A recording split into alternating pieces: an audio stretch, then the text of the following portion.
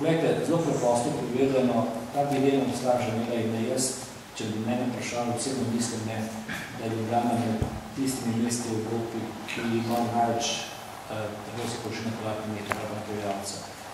Definitivno imamo za dosti trgovskih površin, vendar se tukaj priključa svobodni konkurenci, ne ona med sabo odločajo, da so tisti, ki bojo preživeli.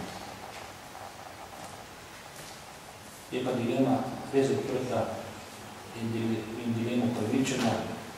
Mi dobivamo še 3 velika trgovska središča, Emonika, Stožice, Šiška, tako da